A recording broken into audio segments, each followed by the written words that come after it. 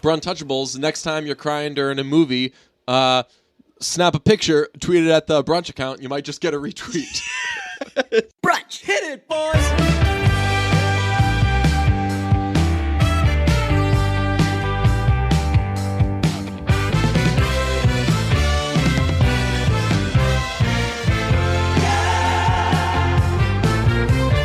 Happy New Year, Pete. Happy New Year, Deej. Happy New Year's resolution season, Pete.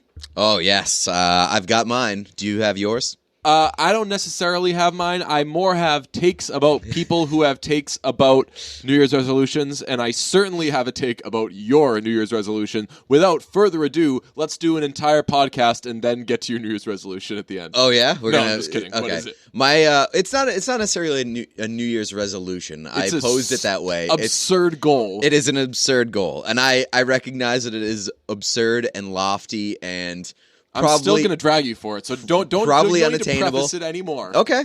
My goal for the new year, for 2019, is to watch 365 movies that I have never seen before. What an idiot. Why? First of all, we're probably all going to be dead within a week. No way you're going to be able to pack We said that in. 2 years ago.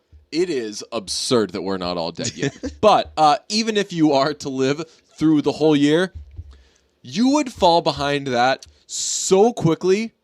Like, you would maybe do a movie a day for 2 days, and then you get a little ambitious. Then you watch 2 movies, and you'd be like, man, I'm ahead of schedule. Then you take a little break. Next thing you know, 3 weeks in, you've seen like 8 movies, and you are way behind, and you could just never make it up. You would have to spend days upon days of not sleeping and watching movies. And you can't really binge movies. That's the thing. You can't. It's so much easier to binge television. You can watch 8 hours of TV like that. But 4 movies back to back, that is... the way that I look at it is that, like, I usually see like 2 to 3... What? Harry. 3PO. I'm a Harry You're Potter. the worst. You said C3. Oh my god. I usually see 3... Shouts out Hermione. Yes. 2 to 3 new movies per week. So that's 2 knocked off the board. Mm-hmm. So I think that if I just, like, watch a couple Netflix movies, I can do it. Here's what you're not counting on. Shit happens. Like I'm going to fall behind. February and March. Yeah, that's like bad movie If you want to see a movie, you have to go see Focus, which is what I had to do. We're not opposed to bad movies. That's true. I guess being on the whole Oscar train for the first time and then having my momentum take me into seeing Focus was very good training for the podcast. Yeah. Like, when I go back and look at our Movie Pass, like, history and our AMC history and stuff like that, we've seen a lot of shitty movies. Yeah. So I know that it's probably a pretty lofty goal, but I'm going to try it. One, for the sake of just seeing a bunch of movies that I've never seen before and seeing... Would you use it to knock off classics? Yes. You get that AMC top 365 and those. Yeah. I think that there's a lot of movies that people are appalled that I've never seen before. This is a really good opportunity. But why would you want... I have the same thing. Why would you want to change that about yourself? Well, because I think that I should see them at some point. Especially if we're going... You putting in no effort ruins an idiot's day. That's so. It's not like good, reasonable, smart people are upset that you haven't seen the. Have you seen The Godfather? No. Yeah, haven't seen The Godfather. It's not like good, reasonable, smart people are upset that we haven't seen The Godfather. It's idiots who think about The Godfather all the time. Right, but like I'm not going to be one of those idiots. I think that it's a nice thing to have. If you see The Godfather for, like, and then get on me for not seeing The Godfather, I would never do that. I would never do that. But I think that it's a good thing to have for like the culture, especially if we're going to see for the culture. If we're going to see movies all the time, it's not like a bad reference point. It's good to have a frame of good to who have actually seen good movies. Yeah, exactly. Instead of we'll talk about Bird Box. You guys have a few minutes to subscribe to Patreon because that one's for the Patreon subscribers only.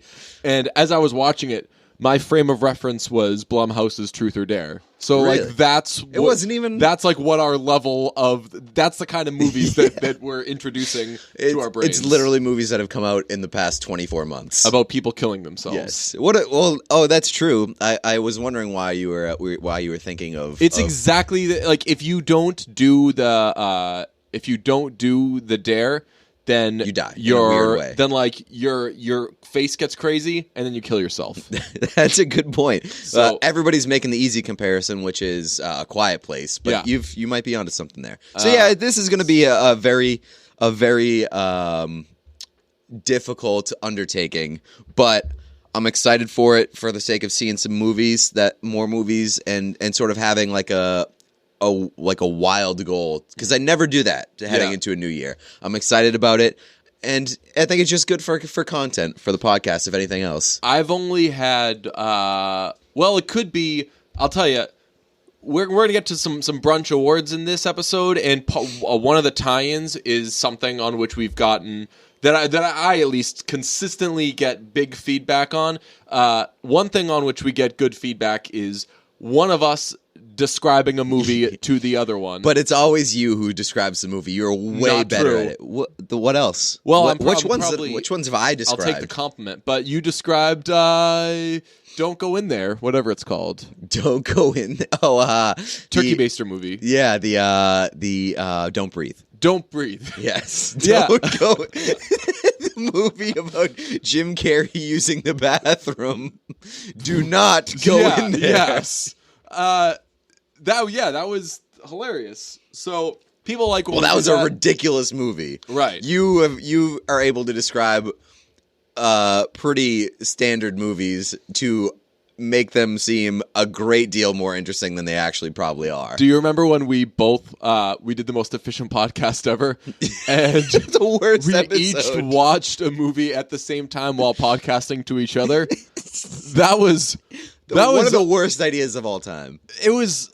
I don't know if I edited that one or what, but I don't know what that episode sounded like. But that is such a funny idea that I hope that even if the episode was terrible, it was just like the idea was just like knowing what was being executed would make it funny. Yes. Pretty hilarious. What did you see? Demolition with Jake you Gyllenhaal. saw Demolition, and I saw Don't Dump Keira Knightley, and Mark Ruffalo's there. Yeah, that's right. The one with Adam Levine's her boyfriend, she dumps him. It's That's right. Real Adam Levine, not fake Yeah. Adam Levine from We Are Your Friends. who's let's see, what's We Are Remember Your the Friends? DJ? Yeah. With Zac Efron. Oh yeah, Yeah. that was a whopper of a movie. So on this, I'll say I've only had like 2 movie seeing goals. The first one I accomplished. The second one, First one, or was the first one what? I didn't All accomplish. Oscars? Second one was all Oscars. I was able to do it, and I've tried to make that a thing every year now. First one was during the NHL lockout. My goal was to see every Tom Hanks movie. And Oh, that's awesome. this was before. I remember that. I think this was do remember before that. like Netflix or Netflix was so on demand. It was back when like the only streaming things on Netflix were trash. The only way Yeah. that you get it, the only thing you get out of Netflix was when you would send away for the Well, for a while, for Netflix the DVDs like yesterday's. Yeah, Bitch. for a while, Netflix was like all TV shows, like bingeable TV shows, and there was like a good selection there, but the movies were like really bad. If for a memory while. serves, though, there weren't even that big. Like I think they There would had be, like, 30 2 or Rock, 3. right? Like there would be like 1 or 2 of like the biggies, and then there Right. would be some other things that you'd maybe force yourself to watch, like stuff like the Bee in Apartment 23. Yes, or whatever right, it is, exactly. Where that it's was like this consistently like the 5th best thing Yeah. on Netflix. Which did you ever watch that? Yeah. Very good. solid. Yeah. Really, really solid. So yeah, I mean, like now Netflix is a shitload of good movies, Yeah. and basically every TV show ever made. Yeah. So it's daunting. And I buy things on demand. So now just whenever you want something, you can just get or buy. I rent things on demand. So if the lockout were to happen right now, it would probably be a lot more feasible that I could knock out all the Tom Hanks movies. What I ended up doing was starting from the beginning, and I saw like 5 or 6 really old Tom Hanks movies, and I went for a run or something, and Forgot about it. and just completely forgot about it. And the next thing I knew, the lockout was over, like a million months later. How do I'll you still feel? accomplish that. How do you feel about Oscars season now? Because I really don't know. Because we're obviously going to see everything, Mm-hmm. and we did it last year. But last year, I feel like we had to do a lot of a lot of like the nominees came out and we were like, okay, these are the movies that we Yeah. have to see. I feel a little bit more like we're going to have a lot of the bases covered, and there just like might be a few blind spots. But then again, at the same time, there's always movies that get like nominated that I've just never heard of. That's how I felt last year, where I was just seeing everything as it came out, so it wasn't as tough to pick them off once they came out. I actually feel a little more behind this year because there's just so much more uncertainty. Yeah, that's. I mean, that's Like, maybe- that's sort of where I feel like I'm uncertain. Like, because maybe Can You Ever Forgive Me will get Best Picture nom. What's you didn't it called, see Wildlife, did you? Didn't see Wildlife. Saw Wildlife, so that's. I think you know that's what's a gonna be good in song? Wild Wildlife. there. Never heard of it. It's a Talking Head song. You know what's a good song? Wild Wild West, not by Will Smith, but it's by Will Smith featuring Cisco No. I think it's like and whatever the guy is that goes to Wild Wild West. Wild Wild West by the Escape Club. Oh, It's a really good song. cool. Yeah, you know what's a real good one? Wild Wild Vest. It's where a character in iCarly gets his vests.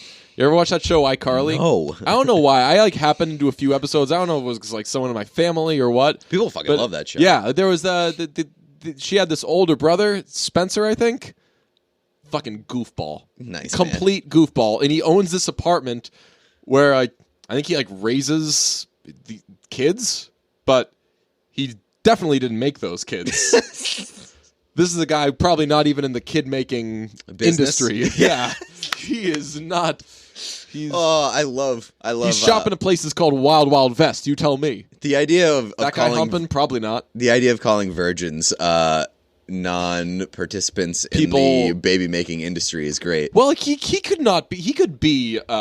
Dude, could everybody be- has sex. Even right. the weirdest people have He sex. could be just a non-sexually active person, Not like, yeah, like he's a dormant sexual person. dormant sexual person. Yes. Also, not to get into an academic discussion about sex, what does sexually active mean?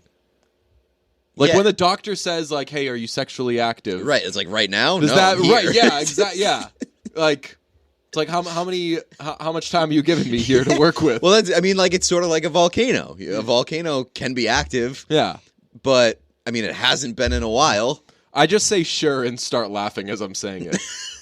So that you put the doctor in a really weird position like- where he's like, is that a yes, or... I look at him, squint for a little bit, and go, yeah. And he looks back and he's like, Great. that does not sound like something a sexually active person We should do a would say. full podcast on, like, the things you could say to answer that question. Yeah. Like, are you a sexually active person? It's like, it depends what you mean by active.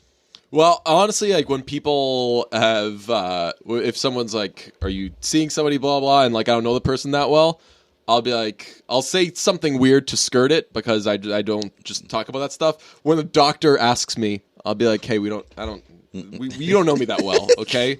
This is a professional relationship. Yeah. This is you're not my friend, okay? Stop abusing your position of When power. there's someone, well, I'll say what I say to my parents. When there's someone, when you need to know about someone, you will. That's what I'm going to tell my doctor. That's awesome. Yeah. All right. So on New Year's resolutions, this has grown more and more each year, where people will say like, "Hey, instead of a New Year's resolution, do this," or "Oh, New Year's resolutions are the worst." Blah blah. Like, a lot of things are bad. We do a lot of dumb things. New Year's resolutions, not in the top 1 million. Let people do what they want to do. If someone wants to lose weight and they're excited about losing weight, let them lose weight. Yeah. Yeah. Yeah, and I mean, like, there's so many, like, tired... And like maybe the it's just shaming because of we're people getting at the old. gym Yeah. and shit like that. Just like let them. Who the hell are any of us to be like? Say you want. Say I don't know. Say you wanted to like get better glasses or something. Bad example. Those glasses are dope. They are. warbyparker.com/brunch. Like who am I to be like? Don't let, just because it's the new year and everyone's doing things, don't force yourself to get new glasses and you're like, yo, I want new glasses. Please let me do this thing. Yeah, I mean, maybe it's just because, like, I'm getting older, but I'm just, like, so tired of the quote-unquote takes that come out every single year about like the same time. It's just like, I'm so done with this. Shut up. You know what another one is? And I tweeted it last night. I knew it was like a classic DJ tweet where, like, if you were in my brain as I was thinking it, pretty fucking brilliant. Otherwise, such as if you're a person reading it on Twitter, either don't get it or it's just bad. But I said, remember, everybody, we're all supposed to say amateur hour 100 times a year. And once again, we've saved it for the last day. Nobody calls anything amateur hour. And then when it comes to New Year's Eve, everyone's like, oh, New Year's Eve, that's amateur hour. It's like how people only say inclement to describe inclement weather. Yes. Or if someone, I don't know, there's a lot of those things where... they're only reserved for a specific situation. People only say amateur hour to talk about New Year's Eve. Like, it is... That is true. My New Year's resolution is, and I think I've done it, my New Year's resolution is next New Year's, if we get one, to not say amateur hour. And I would hope that all of you listeners out there would resolve to, or maybe come up with a synonym? Can we paraphrase? An alternate phrase. Can we, yes. Or like, let's reappropriate amateur hour. Like a first date should be called amateur hour because it's people who have not perfected Yes. like their relationship and they're amateurs at the relationship. That's what say. Wish me luck. I've got an amateur hour later.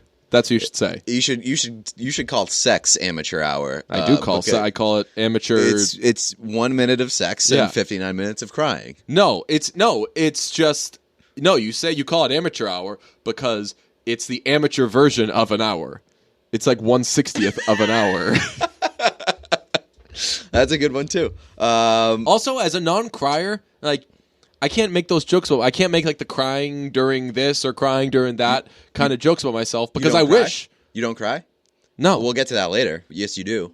No, yeah. We'll talk about I think I said the one time I cried. That's this year. true. Yeah, the one time I felt emotion. Yeah.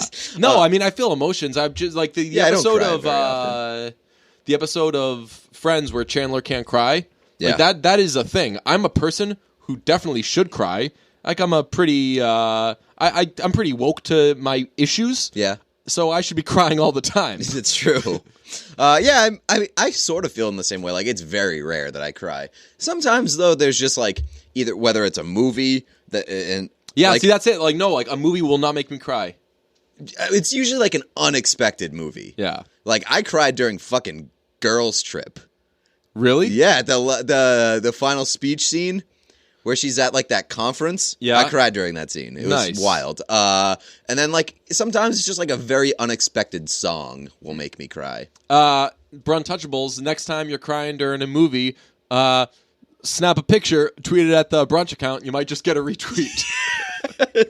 We basically retweet everything anytime somebody tweets something at us. So, like, just go wild with that. Complaints, Yes. whatever. But yeah, so don't be a jerk about New Year's resolutions. Like, please. And if you have any resolutions, you want to do something that might not last, Go for try it, knowing it won't last. I'm doing that. Who cares? Yeah. I do want to say it's not your New Year's resolution, but like it was your mid-year's resolution to get wide. Yeah. And you're starting to get wide compliments from people that don't know about your goal to get wide. This is the worst. So I do the Patriots pre and post game show at work, and we did a thing. The last episode before Christmas, we did like an airing of grievances thing, and it's 4 people on a set and me on a different set. So I'm just sitting by myself, like kind of twiddling my thumbs. And yes, and my grievance. They said, all right, everybody has one. You each have 30 seconds. So they did 30 seconds this person, 30 seconds this person. Then they got to me, and I said, hey, while I've got you, I'm just going to rattle off 3 quick ones, if that's cool. And I had 3. 1, old people can't go to the movies anymore. Nope. We need to make it can come out of our taxes where old people get everything that's in the theaters on demand for free. That, or they get their own screenings. Like, at like 6 in the morning. Maybe. Yeah. Think about it. Yeah. But like, who loses there? You can. They get to see the movies that are in theaters in the comfort of their own home, in the comfort of their noisy ass home, while they're making all this noise. You know who loses? Who? Their children, who have to explain to them how to order the movies on demand. Oh yeah, but like Alexa can't fleece that out. You got to get them an Alexa then. Yeah, no, money is no object. That's what I'm telling you. They'll find some way to screw that up. They'll be like, "Hey Alexis," and they just won't respond to their fucking things. I love old people, and I just want them to have the best movie-going experience. Usually, when you say ageist things, you couch them by saying, "Oh, I don't care. I don't care." Do you know that years ago, the Boston Globe quoted me as saying something ageist? And my parents got so mad at me. Really? I tried to get them the article for Christmas a couple years ago, but it is like vanished. We had a program called Blast from the Past, and it was when I was in 4th grade. They brought old people. There's no other way of saying it. They brought old people to us, and we showed them like what we were working on. They told us about things. They told us stories. It was a great time. And a guy from the Globe came and did a story on it. And he wanted some quotes from the kids, and my brilliant teacher said, "That's your guy." Oh no! You want Brave Dave right over there. So he came over to me and he asked me, and it ended up being like the lead quote of the thing, which was, "I've learned so much from this. Before, I thought old people were worthless." Oh my god! But, like, they have cool stories, and they seem interested in what I have to say. I think I'm making some friends here. Like, this is really beefing up my social life. But just, like, the lead quote was, like, "I thought old people were worthless," said David Bean. And not wrong. Like, people were driving by my parents' house. Like, remember, my dad was mowing the lawn, and, like, a neighbor was like, "Hey, Bean, how old are you? Are you worthless?" Yeah, like people were heckling my parents. My parents were so mad at me. There were old people driving by your house at 12 miles per hour. Yeah. Yelling obscenities. Just crashing into each other. I, just backing up without looking. Eating tuna sandwiches at the wheel. My car was hit like a year ago by an old person who backed up without looking. And I was like, that shouldn't... Like, they shouldn't even get in trouble for that. Like, that's on me. Like, I was around an old person. I have to know they back up without looking. You can't put your car near an old person. They're 85 years old. Like, 80 years ago, 60 years ago, backing up without looking wasn't cool either. Yeah. But, man, back then, it was the wild, wild west. Wild, wild vest. But, yeah, I've been accused of being ageist for basically my entire life, so I'm just being careful when I have an old wants to throw person that accusation at me. Go for it, because I don't care. Man, that's not a real thing. If you find an old person who can dox you, man, watch out. Everybody should acknowledge that old people stink. We don't mess with people who we think can cancel us, right? That's true, yeah. And you're confident an old person can't cancel you. Yeah. You know what's wild? Like, you don't even need something for which you'd be canceled to have someone cancel you. No, canceling is like the new trend. All you got to say is like, let's cancel this motherfucker. And honestly, if I saw someone that I knew tweet like, "Wow, Pete Blackburn is done," I'd be like, "Shit, you're right. Sorry, Pete." Because you can't go against a canceling. Myself from you. You can't go against the canceling because then you'll get canceled. Yeah. And why? Just because someone's mad at you? Yeah, I'm not falling on my sword for that. No way, no how. So that was one of my grievances. Another one of my grievances was writers. If you tweet out, "I wrote about," I'm not clicking your story, blah, blah. You've heard that take a million times. Yeah. But my big one was, and I've probably said on this podcast, it is an epidemic that men sit down with their coat jackets buttoned, and it is such a simple thing to fix. It's the oldest thing in the world, and you find some people, like, if you're hot on this, you're hot on this. I know that pisses off Feidelberg too. I was talking to my friend Julian the other day. There was like a lot of who raised these people talk, like, because you just get so mad. It's such an easy thing to know. Like it's not complicated. Yeah, and Julian was saying, like, even just think of it in terms of, wait, what's the rule? Don't think of it that way. Think of it in terms of, what's comfortable? Like, does it make sense when I'm seated to have something as tight as possible? No. Nope. So, it's not even a difficult thing to, like, remember. Right. It's an automatic. Honestly, when I saw Crazy Stupid Love, for the first time, what I thought was like sexiest about Ryan Gosling was that That he followed the button rules.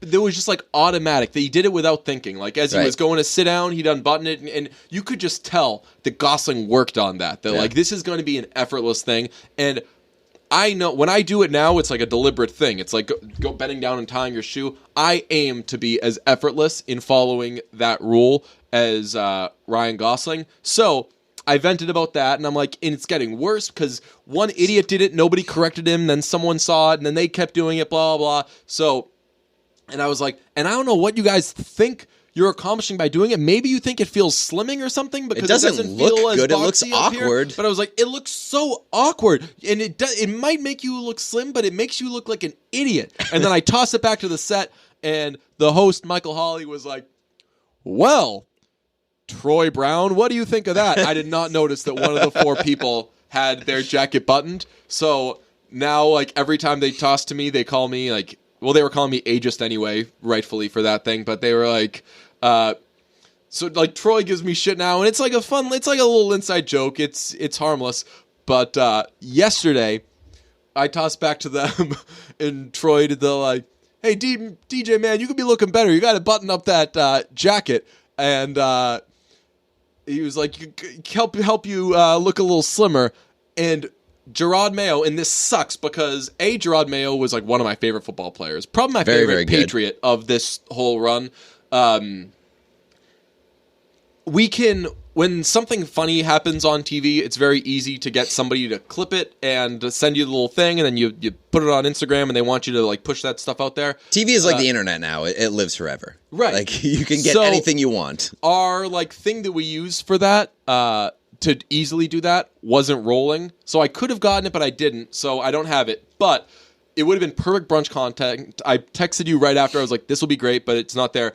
Gerard Mayo was like, DJ, you looking wide, bro. Wide. And he was like making gestures with his arms, going wide, like stomping around. And out of context, it was just perfect for brunch. That's amazing. It's just like It's telling someone they're looking wide. No one has ever who say didn't that. know, was not in on the joke. No one has about ever being said that wide. outside of brunch. That's saying amazing. like, hey man, you're looking wide. That's awesome. Yeah, but yeah, that was like a resolution. I resolved to keep trying to get wide. But, yeah, I don't know. I'm still fat. If anybody hasn't seen me, I'm still fat. You're looking, and I'm working on that. Better put together. I think it might be that you shaved your face. Oh, yeah, I shaved. You did shave your face, and you look like a little more broad. And I think part of it is that you've got the beanie on right now, and it's a great, looks good, right? Yeah, it looks great, especially with the long hair. Like a beanie and long hair is a cool fucking look. That was an accident because I went to bed one time after showering, and I was like, I'm not putting stuff in my hair. I'm just gonna go to bed. Got long hair, folks, falling all in my face. So I was like, what do I got? Reached out, and I've had this brunch beanie forever, seemingly have never worn it because it's awesome. brand Ellen has that new. same one. It's the Friends beanie. I've gotten requests on it. I've actually got to order a few because people are like, yo, I want I should that. get that. It's awesome. Doesn't it look great? It's very, very good. Yeah. So those are our resolutions. Pete is going to watch a lot of movies, and Yes. I'm going to I'm just going to, you know what I'm going to do? I'm going to practice self-care. There you Boom. go. That's There you go. That's the free space. Yes, that really is. That's the bingo. That's a bingo space in the middle. Yeah. We are drinking in an episode for the first time, and it seems like forever. I know. When was the last fucking time that we've had alcohol on an episode? Well, since we went to one a week, we record these before I go to work. That's So true. always. No. That's true. Yeah. So, but yeah. We didn't even drink like in Austin before episodes, really. No, we took it seriously. That's true. Well, we drank just like 10 hours before. That's true. So we've got the classic Farmhouse Pale Ale from Oxbow, which One of is my favorite beers. Yeah, this has basically become like a brunch staple at this point. Yeah. This is like it's an unofficial sponsor of brunch. Yeah, it's this beer has sentimental value to me. Yes, Do you know why? because I don't know. The first concert I went that's to right, by myself. yeah. That's right, yeah. Ween in Portland. I Had gone to Bissell Brothers across the street with my friend before. I think you told the story like 2 Probably weeks ago. it feels very recent. Now I get it. And so I ended up going to but my friend didn't want a free Ween ticket because it was Ween. And I got one more beer at the concert, and it was this. And I was like, man, that's a very delicious beer. And now whenever I see it, I get it. And, that's why we were talking very about it, good. because It's very they good. have it at the craft beer cellar. That's right. Yeah, that's right. Yeah. And also a shout out to one of our listeners, Taylor Hillsgrove, who sent us beers. He sent us a Nice. beer care package from Vermont. So everybody else who listens to this show, step your fucking game up. Yeah. Because we want free beers. Feel free to do that. Yes, for sure. So Especially Maine listeners, because Yes. I'm not trying to make that trip all the time. But I'll tell you, having gone up and went to Anybody basically in the every Portland place in area. Portland and spent Christmas Day, we were sitting around, like all the people had gone home pretty much, and I was just at my sister and brother-in-law's watching the Celtics game, and I brought up all the beer that I got. We were sitting there, and I went to the bathroom, and I came back, and they were laughing, and I was like, "What's so funny?" And my sister was like, "Did you spend $300 on beer?" And I responded, "Yes, that is exactly." Like I was like, Did I you thought spend you were going to maybe say $300? like 100 or whatever, but they were just like looking and add. Man, Was it like $300? it adds up when you. Yeah, well, I mean, like, those beers are expensive. I ended up with like 3 cases. Oh, really? Yeah. Okay. Wow. 3 cases, and I got a couple of 4-packs of the Farmhouse Pale Ale, which is in 4-pack or in bottles. But Also, shout out to you. I gave a shout out to Taylor, but like, shout out to you. You gave me a Christmas gift. You gave me some beers from Portland. oh yeah, that was part of the thing. In getting all those beers, that was going to be my little gift that I gave to friends. Little, That's awesome. And like I got so many different kinds, and knowing what my friends like, I was able to kind of curate cool 4-packs. That's I keep awesome. when you get the what's it called? When you get a 4-pack, keep the top part. I got a drawer full of them. You know what I'm you talking can, about? Yeah, you can just So then you can reuse make, them. yeah. So you can That's very, very make cool. 4-packs whenever you want. I made you a custom little 4-pack featuring what did I gave you Substance from Bissell Brothers, which is just a classic. The Cran Jam sour from Foundation. Foundation has which is- awesome beers. Yeah, which is just a hilarious concoction and is very delicious. I gave you a porter from Oxbow that I wasn't crazy about, but I wanted you to try it because I know that you like Oxbow and you're a porter guy, right? You don't love them? I don't love porters, but Okay. we'll see how it goes. And then I don't know what the last one. Oh, Wild card. Patina from Austin Street Brewing, Okay. which is very, very good. So, yeah, that's a shouts out to all those Yeah, people. any of our listeners from the Maine area or Western Massachusetts, because Western Massachusetts has Treehouse. some very good breweries, and I don't want to go there because Yes. it's Western Massachusetts. I've not been to Treehouse. Me neither. And Sounds terrible. I love beer, and I'm just not willing to go to Western Mass. So let's do some 2018 Year in Review awards from Brunch. Yeah.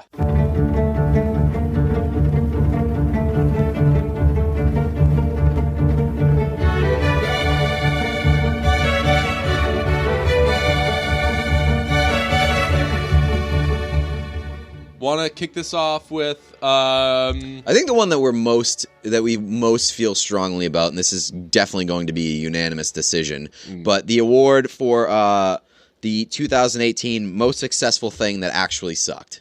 what is your winner? My winner is absolutely 100% Bohemian Rhapsody. Oh shoot, man! It's too late to change my answer. It Already is. locked it in. Okay, fine. The answer is definitely Bohemian Rhapsody. So I'm changing it to that. This is a united front. The just coming up short was Kesha's last album, having now won it 2 years in a row. Nice. Yeah, you fucking hated it. A lot of people love that album. Well, I hate it. Just people were just following a pattern of like we were waiting for new Kesha music, obviously, and then it came out and it was some cheap ass Ryan Lewis drivel. Like that's not as good as what Kesha does. And everyone was like, "Oh, it's just anything." So yeah, hilarious. Oh, she's back. Like she's back making music. It's not her best. And then people are like, well, and then you get into the whole thing of like, I like it. Well, you have to support her because of the stuff that she's going through. Yeah, well, of course I'm supporting her. I paid for it. But you don't necessarily mean to be like, this is the best album. Yeah. So on the next on the list is 2018 Bootleg Actor of the Year. Very on brand for Brunch. My award goes to Bootleg Richard Jenkins for his performance in Halloween. That's a good one. I'm glad that you went there because I feel like the obvious choice Bootleg Tom is Hardy. Bootleg Tom Hardy. Just the bootleg goat. Yes, he is the OG bootleg. So it'd be hard for me to pick different. I'm excited to see who wins next year. You know what you did? You gave him a lifetime achievement vote. No, I didn't because he actually had the best year of a bootleg actor. Why don't you give Nicholas Lidstrom another Norris while you're at it? No, but bootleg Tom Hardy had a starring role in legitimately one of the most noteworthy movies of the year, an Upgrade. So, yes. Bootleg Tom Hardy, great year for him. He is sort of coming into his own. Now let's get to most handsome man / most beautiful woman of the year. Very inclusive. Mm-hmm. Last year, it was the winner was your sister's dog, Emilio. Yes. Which the dog is still alive. He's and still per our rules. Got it. Per our rules, if you're the most handsome man alive and you are still living the next year, you should probably still be the most handsome man alive. Mm-hmm. But for the sake of keeping it interesting, I'm going to choose somebody different. Everyone's playing for second. Most handsome man of 2018, Jay Ellis. Ooh, Jay Ellis. That is a good one. I feel like he's been... Well, he was a candidate for past... He was. Yeah. But he hasn't gotten any less attractive, and I that feel mustache strongly... is sex. Have you seen his mustache? Yes, and he is just throwing fits left and right in Insecure, and he's back. Yeah. He's still relevant, so I I'm can't wait for Escape Room. Great call on Jay Ellis. I am picking two people who have actually acted together, Mahershala Ali and Janelle Monáe. Okay. Right. Do you know that Janelle Monáe is dating Tessa Thompson? No, I did not know that. Yeah, there was a very brief conversation there that with Tessa Thompson is she's the actress, right? Yeah. That there was like a very quick question of, is that the most attractive couple in the world? And the immediate answer was probably yes, because women are objectively better looking than men. I don't know. There are a lot of handsome guys. I'm just well, some guys are better. Look, you're talking to the king of that guy's handsome. Oh, yeah. I mean, like... But it's the old Elaine Bennis thing. In general, like, women are just, like, more attractive. A woman's body is a work of art. More elegant. A man's body is like a Jeep. It's for getting around. Yeah, that's true. So, yes. So, that is a very good candidate for, like, the most attractive couple. Because, goddamn. If I had to pick most beautiful woman of the year, honestly, I think it might be, what's her name? Lily James. She won my heart in 2018. She simply has everything. Yes. Beautiful. Just the face, the hair, just... So if we're doing two picks, Jay Ellis and Lily James for me. Okay. Best performance by a Mamma Mia actor in a non-Mamma Mia role. Yes, I love this category. Hopefully it continues going for years to come. Yes. My pick is going to be Senor Cienfuegos, a.k.a. Andy Garcia, in Book Club. Yes, that was the only one I could think of. Pretty much. Honestly, like what else? Like Christine Baranski wasn't anything else. What's Amanda Seinfeld doing these days? Not a lot, I don't feel like. You know what? I saw her in a movie called The Clapper with Ed Helms. Really? And I gotta say... Not that good. Andy Garcia smoked her. Yeah. Andy Garcia just became a sex symbol in 2018 at the age of 92. Brunch Public Enemy #1. See, this one I couldn't think. We have a lot of public enemies. I mean, Colin Jost is like an easy one, but I feel like that's outdated. I want to hear what yours is. It's one of my favorite people, but it's just got to be Ken Jack. For the Blockers diss track. Right? That was Ken Jack and Trill on that track, right? Yep. And That's kind of rare, right? That there would be something from LCP that only 2 of them did, and Jeff was the one who wasn't in on it. Yeah, but Ken, Jack, and Trill do a lot of like the sort of like creative sidebar things. Brains of the operation. Got it. I would not say that. But for the dissing us, Yeah. yielding a response diss track that did not get enough love. Just Ours was great. Way better. Ours was so good, and it was like a very brunch joke of our rebuttal to it was, yes, we've seen the movie, and then like 3 minutes of us saying nothing that suggested that we saw the movie. Right. Really, really brilliant. And so between that and the TikTok stuff, Yeah. I hate to be one of those, I can't with this, but Ken Jack, I love you. I can't with the TikTok. I am firmly on the other side of this stance because it's so bad. I absolutely love the TikTok stuff. I live for it. I seek it out like on a nightly basis. It's a perfect thing to watch, to go through his threads of TikToks before you go to sleep, because it just makes you feel so much better about your place in the world. I think that Ken Jack is the funniest person on Twitter, and just it's become. I don't like the TikTok stuff, and it's not that I don't like him for it. It's just I don't like that, and I don't want to see it. But the best thing about the TikTok stuff, in addition to it's kind of influenced how he acts, which I do like. Like sometimes he'll post videos of himself dancing as though he's doing a TikTok thing, and like he'll move his arms in weird ways. Very funny. Ken Jack, very funny guy. But the one thing I love about TikTok is seemingly none of those songs that the people are dancing to or singing along to or miming. Have you ever heard any of those songs? No. I've never heard worst. any of those songs before, and I said that to Ken Jack yesterday. Or I like most of the times, unless it's like there are very like sexually aggressive like dialogue ones. Yeah. And the only ones that I recognize A lot of them are old people too. Yeah, no, I know. 50 but, Shades of Grey. Yeah, that's the only like things that I recognize from, and the fact that we saw those as kind of a joke makes me feel good about not knowing where the fuck those came from. Yeah. So that's a I don't know. I love Ken Jack, so I'm not. He's certainly not my pick for Public Enemy #1 of 2018. I love him. I think where I'm going to go here is, since I can't think of like a very specific person that we absolutely hated in 2018, I'm going to go with anybody, and I think this might be a singular person, any reviewer on Rotten Tomatoes who gave a negative Rotten score for Paddington 2.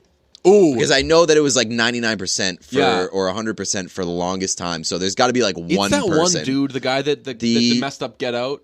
Yes, it's just the, what do they call them? Just like the person. Assholes. Yes, yes, who just opposes just to be the opposer. You're going to say contrarian? Is that what you're searching for? Okay, yes. Best brunch topic / segment. I teased this one a little earlier. For me, Fleet of Beers.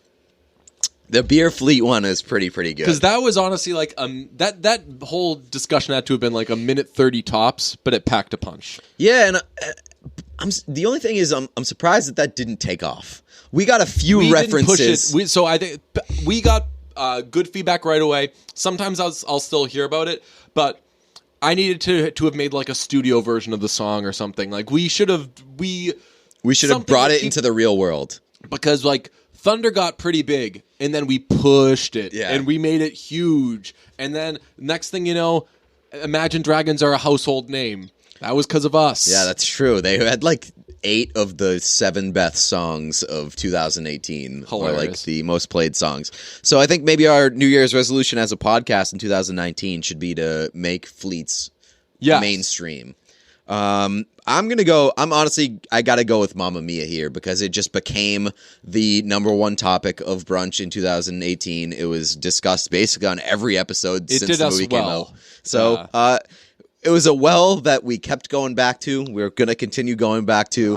That's my New Year's resolution. Keep talking about Mamma Mia too. So that was an easy pick for me. You nominated Best Achievement in Crying. That goes to DJ Bean for his work at the end of Green Book. Yes. Thank you very much. You cried at the end of Green Book, which is, as we've discussed earlier, a rare achievement for you. Have you seen it? I have not yet. So. I want you to see it so we can talk about why I cried. Okay. Are you going to skip over my... Oh, Did you? Yes. I have an achievement in crying. It's a tie for me between Paddington 2 and the end of Paddington 2, which is an unbelievably emotional flooding from me all 19 times that I saw it. And honestly, the end of A Star Is Born. I know you're going to hate that pick. Very emotional moment. No, I was taken aback. Not offended or anything. I was just taken aback when were surprised. When you asked me after. You said, "Did you cry?" And I was like, No. "Why? Did someone get hurt during the movie?" Everybody cried Was there during an that movie. incident? You were the only person not crying. So It happens, man. my Most pointless cameo of the year. you Gotta be. feel strongly about this Yeah. one. So It's the E Street Band in the Christmas Chronicles, that jailhouse rock scene in which they accomplish nothing but waste time. was it really the E Street Band, or was it was just two of them. Okay, Yeah. okay. So basically, the E Street Band. I argue that it wasn't pointless because that was like the most memorable scene in the movie, but you offered a great counterpoint that it served no purpose. Yeah, towards it only held pushing them up. the- It was But, one like- of the few times where the kids weren't ruining it. It was Santa took a break to play music. But it was such a welcome ruining of the progress of that plot line.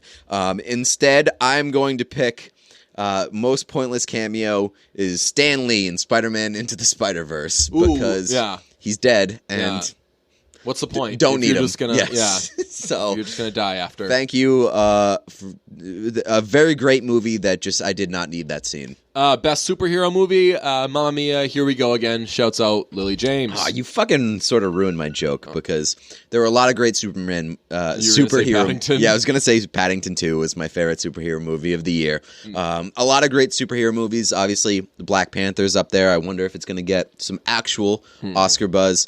Then there's obviously Avengers: Infinity War, but the best actual superhero movie of the year is Spider-Man. Sorority Sister and Happy Death Day Award for most appalling line in a movie. That one for me is going to Ruby in Mamma Mia for saying that being a grudge holder makes you fat. That one still, every time I see it, knocks me off my feet. But when I went to Google the line, apparently that's a thing. Like holding grudges is bad for Actually your makes you metabolism fat? or something What like just that. happened to my mouth? You just you had Whistled.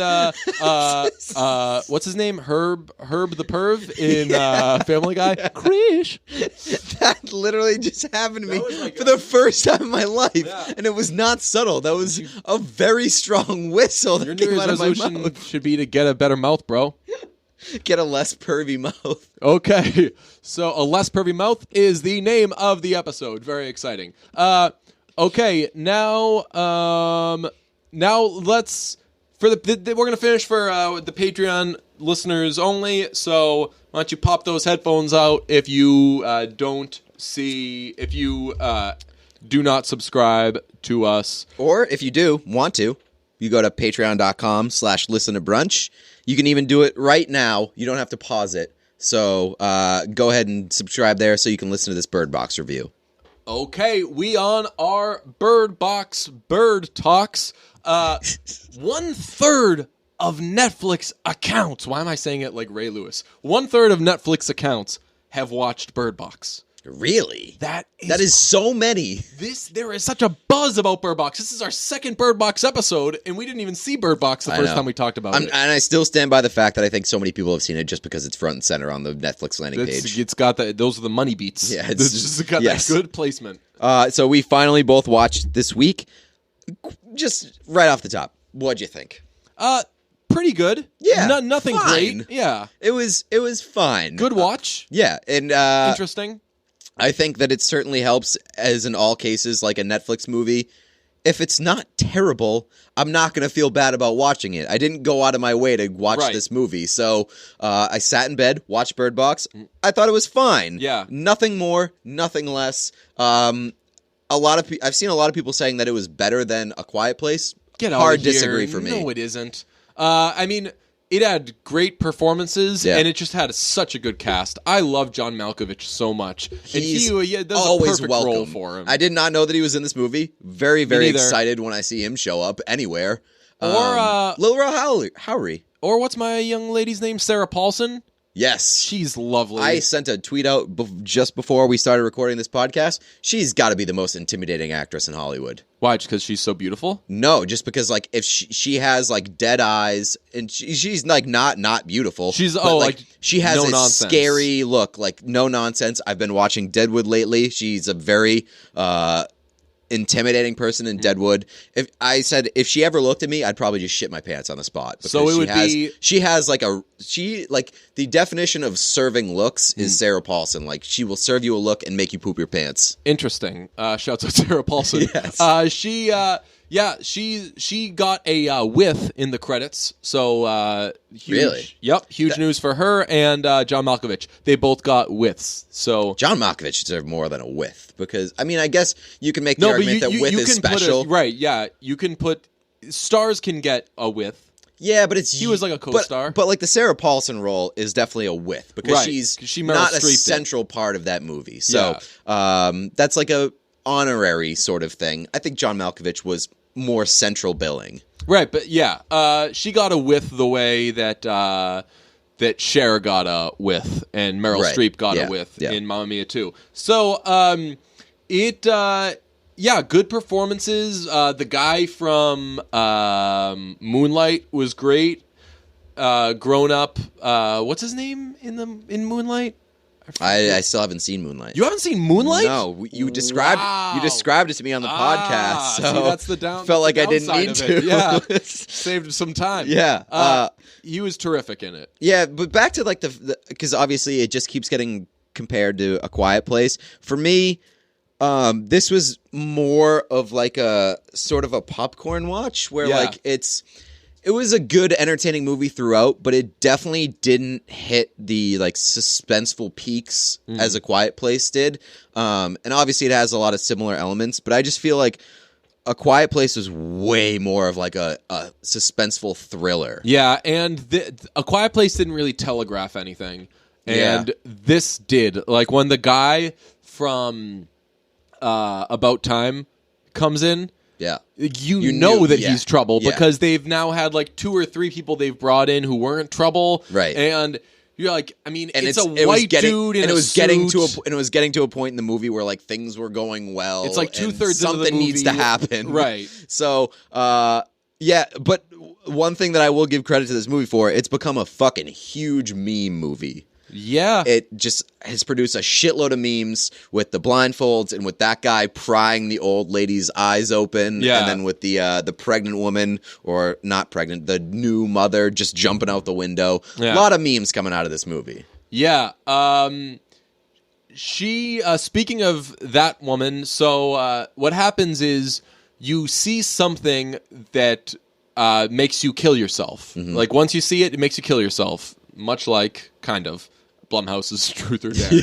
Shouts out Blumhouse's Truth or Dare. Yes, it's if you watch the movie, you want to kill yourself because it's so bad. Yes.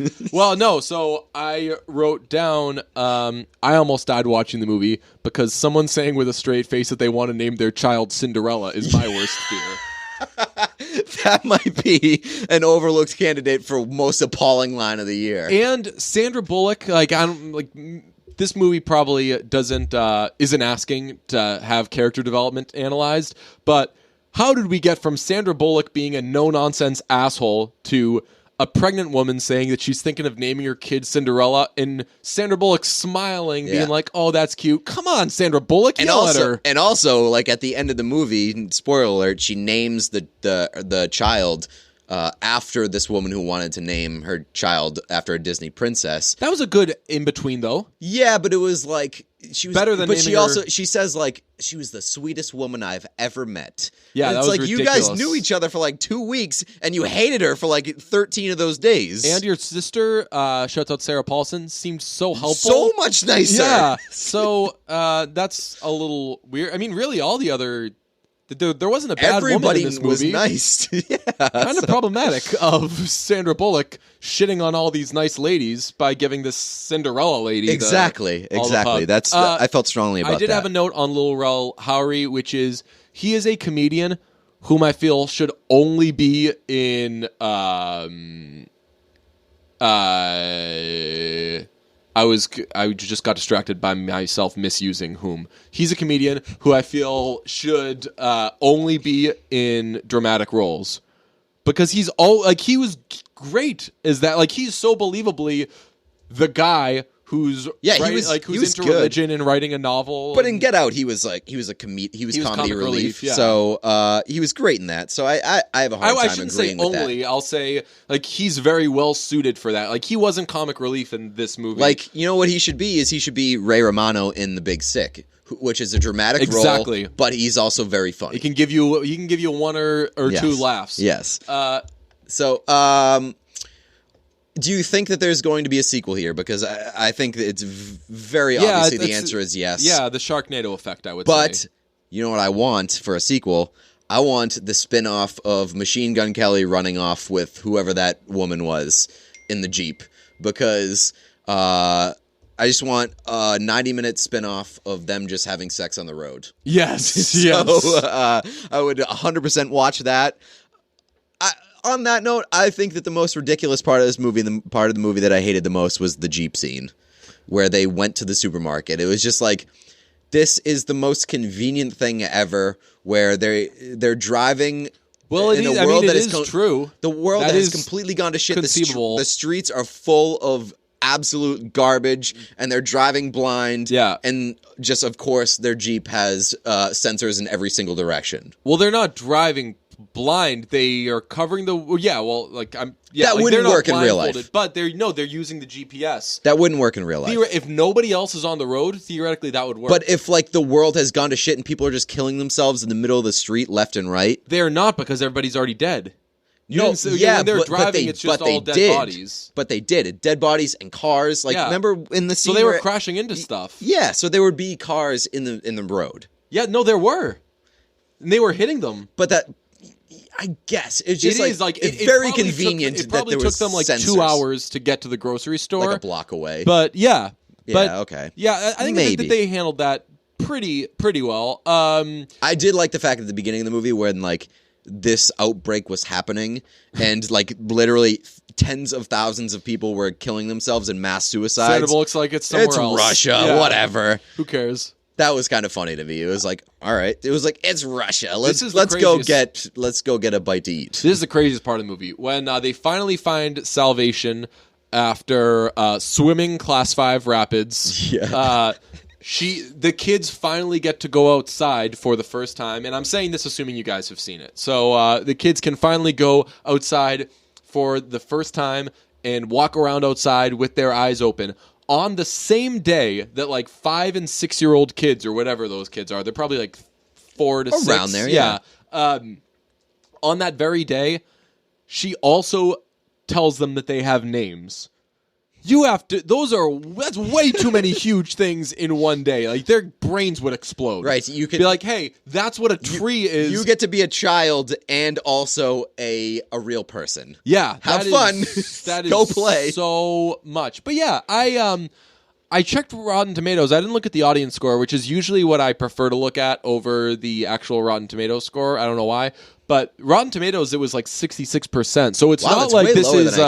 It's not like it's everyone saying it's the best thing in the world thing. It's just everyone seeing it. I like that. Yeah, and I think that's a pretty good range. Like, I would say maybe like 68 to 72 range would be like a good place to put that. And if anyone deserves to get all of those viewings and all that money on something that might not necessarily even be good, it should be already established and rich people such as Sandra Bullock and John Malkovich.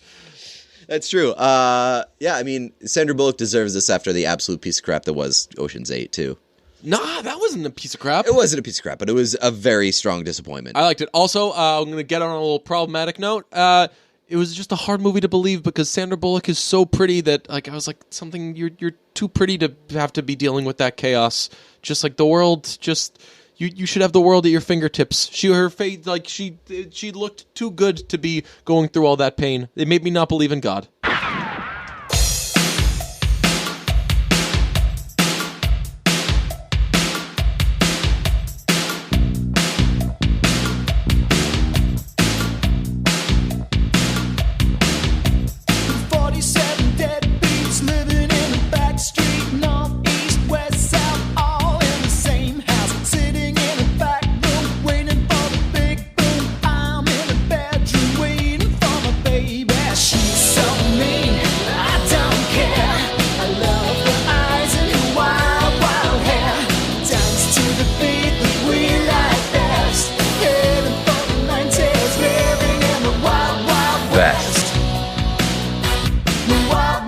that.